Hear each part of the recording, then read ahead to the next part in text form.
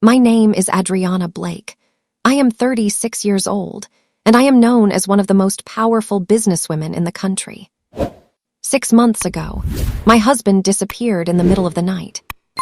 No warning, no explanation. The only thing he left behind was a set of divorce papers with his signature on them. My uncle told me to forget about him. He called him a nobody, a man who was never worthy of our name. But I refused to believe it, because the man I loved would never walk away like that without a reason. And then, 6 months later, I saw him again. But what he told me that day completely shattered everything I thought I knew. Before I tell you the truth behind his disappearance, make sure to like, subscribe, and comment your country below. Now let's begin. People think money solves problems. In my life, it only created them. I was born into a powerful family. My uncle controlled a massive business empire, and by the time I turned 30, I was already managing major projects under his leadership. The media called me successful, but none of that mattered more than my family. My husband, Daniel, was nothing like my world. He wasn't rich. He didn't care about status. He was calm, kind, the kind of man who fixed broken things himself instead of replacing them. The kind of man who made our daughter, Emma, laugh even on my worst days. And that's why I loved him. We had been married for 7 years. To everyone else, we looked perfect. But inside my uncle's house, there was always tension. He never accepted Daniel. One night, after Daniel left the table, my uncle leaned toward me and said quietly, "You still have time to fix your mistake." I looked at him. "What mistake?" "This marriage," he said coldly. "You need someone who strengthens our legacy." "I love my husband," I replied. He leaned back and said something I never forgot. "Love doesn't build empires." Life went on. We ignored the pressure, focused on our daughter, our home, our small moments of happiness. Until the night everything changed. It was raining when I got home. The house was quiet. Too quiet. I called his name, no answer. Then I saw it. An envelope on the table. My name written on it. Inside, divorce papers. Signed. My heart started racing. His clothes were gone. And so was my daughter. That night was a nightmare. Calls, panic, fear. By morning, my uncle arrived. He looked at the papers and simply said, "So he finally left." I stared at him. "He took Emma," I whispered. "He'll come back when he needs money," he replied coldly. Then he handed me the papers. "Sign them." "No. You're embarrassing yourself." "I'll find him." He laughed. "You're powerful, Adriana. Don't chase someone who ran away." But deep inside, I knew one thing. Daniel didn't leave without a reason. Days turned into weeks. Weeks turned into months. 6 months, nothing. Until the day everything changed. I was visiting one of our construction sites. A normal inspection.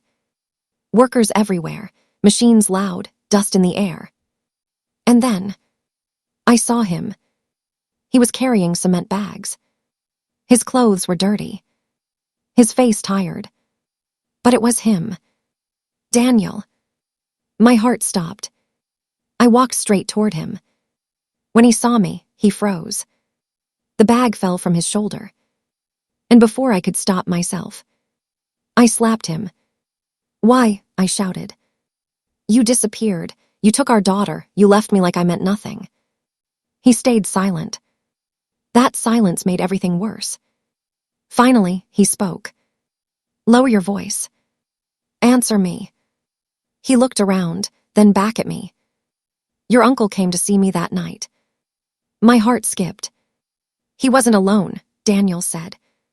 "He brought men with him." A cold feeling ran through my body. "He told me if I didn't leave, Emma would never grow up." Everything inside me froze. "He said I was a disgrace to your family," he continued. He wanted you to marry someone else. The same man my uncle had mentioned before. He forced me to sign the papers and disappear. My voice trembled. And if you refused? Daniel looked straight at me. He said our daughter would disappear. The world around me went silent.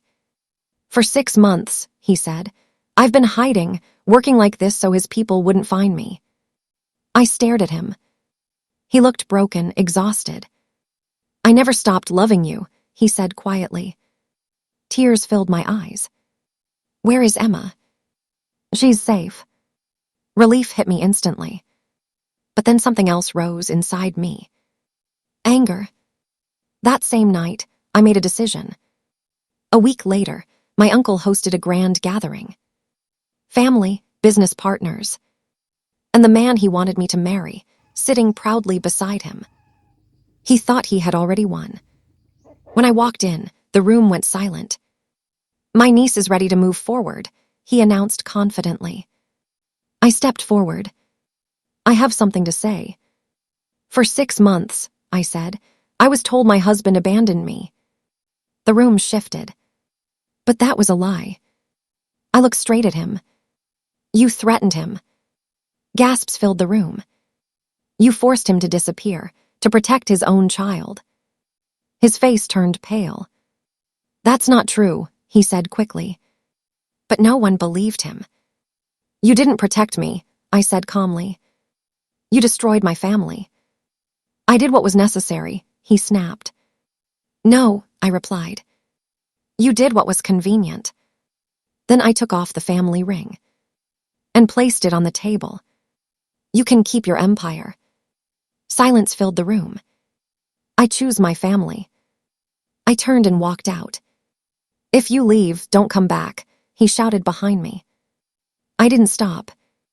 Outside, Daniel was waiting. I looked at him. Are you ready to go home? He looked surprised. Home. I smiled. Wherever we are together. And just like that, we left everything behind. The power, the mansion, the control. Because in the end, the man they called worthless was the only one who truly loved me.